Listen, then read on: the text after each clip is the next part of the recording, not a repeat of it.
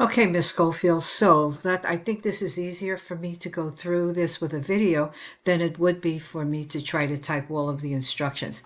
So when you go into the assignment, which you did, the lab assignment organize sales data, and you scroll down and you'll see steps number 1, step number 2, and then step number 3, okay, is asking you to change the cell format so that all the sales totals display as currency with a dollar sign and 2 decimal places.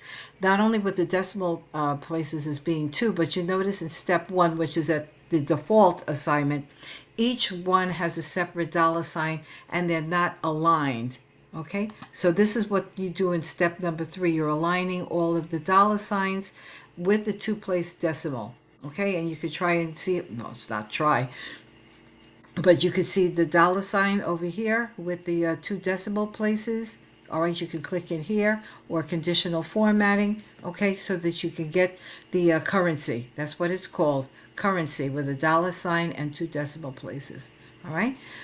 If you still have questions, just let me know, but that's the way it's supposed to look. Okay, thank you. Bye bye.